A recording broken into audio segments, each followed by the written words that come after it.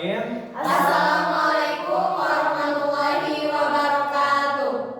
Kami mahasiswa dari Universitas Lingga Buana PGRI Sukabumi, Prodi PPKN semester 4 kelas B.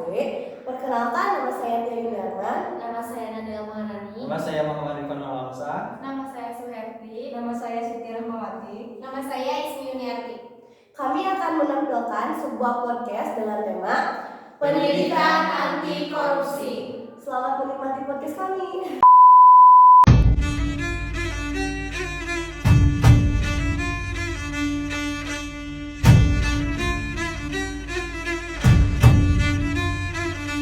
Oke, assalamualaikum warahmatullahi wabarakatuh.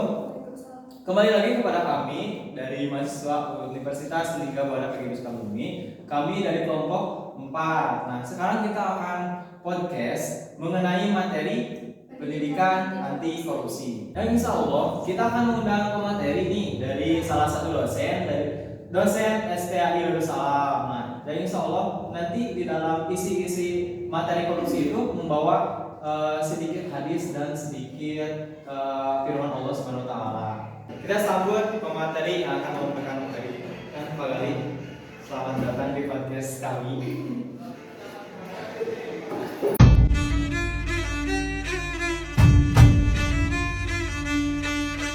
Oke, jadi yang pertama pertanyaan apa nih tentang korupsi? Jadi ini Bapak ingin bertanya. Menurut Bapak, korupsi itu apa sih dalam perspektif agama Islam? Nah, pertama ini terdapat di dalam Quran surat Al-Baqarah ayat 188 bahwasanya di sana terdapat bahwa ketika kita makan ataupun kita mengkonsumsi untuk makanan sehari-hari, janganlah kita mengambil dari hal-hal yang salah.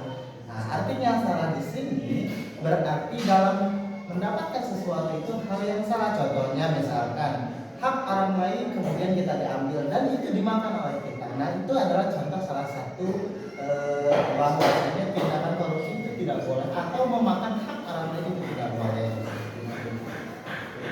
Yang kedua, mungkin pertanyaan dari saya, apa saja hal-hal yang harus dihindari agar tidak terjerumus dalam perilaku korupsi?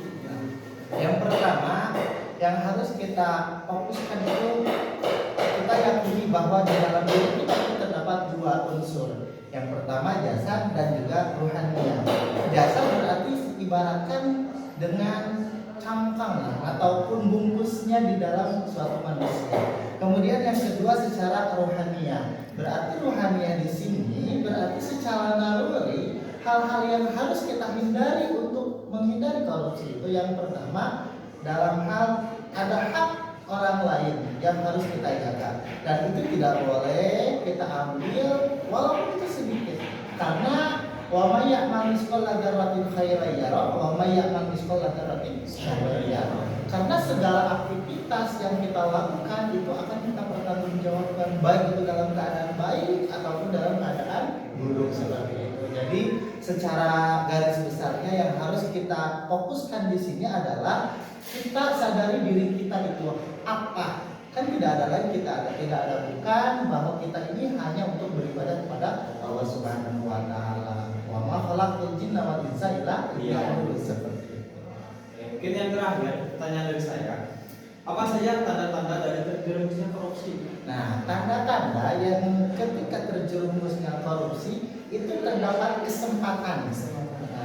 Jangan sekali-kali kita memanfaatkan kesempatan itu. Contoh misalkan dalam suatu Jembatan, jembatan lah, kita dalam membangun jembatan terdapat anggaran misalkan 25 juta. Ternyata di situ untuk anggaran itu tidak seluruhnya dipakai, tetapi itu atas dasar kepentingan pribadi. Nah, itu hal yang kecil saja. Ataupun misalkan sekarang dalam hal waktu. Nah, hal waktu ya. Karena kita tahu bahwa manusia itu berada dalam kerugian. Innal insana lafi khusr. Nah, itu kan, tetapi illal ladzina amanu. Wah, itu kan sebenarnya. Artinya kita memanfaatkan waktu, memanfaatkan situasi itu jangan sekali-kali kita memanfaatkan situasi sesuai dengan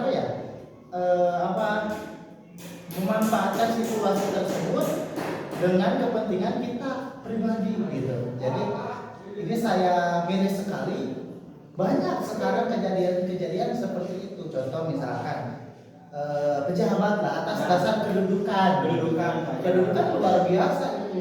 Dia itu memiliki kemampuan, memiliki power dalam hal kedudukan. Bisa saja serta-merta seenaknya dia melakukan segala sesuatu atas dasar kepentingan kepribadiannya, bukan kepentingan masyarakat ataupun umum. Nah itu. Jadi pelajaran bagi saya khususnya sendiri, saya sekarang menjabat sebagai kepala sekolah, jangan sekali-kali memanfaatkan situasi untuk kepentingan sendiri. Itu mungkin seperti. Oke, yang terakhir mungkin pesan yang sudah korupsi dari Bapak. Nah, pesan yang kepada yang sudah korupsi, jangan sekali-kali melakukan hal tersebut, karena itu karena hal tersebut adalah pelanggaran yang mana pelanggaran tersebut dimiliki ataupun dilarang oleh agama Islam khususnya. Saya yakin agama-agama yang lain pun melanggar ataupun melarang hal korupsi tersebut. Ya jadi sadarlah. Oke, mungkin itu saya dari podcast pendidikan anti korupsi. Terima kasih kepada teman dari, terima kasih banyak sudah meluangkan waktu. Mungkin kita tutup saja. Sampai jumpa di lain hari.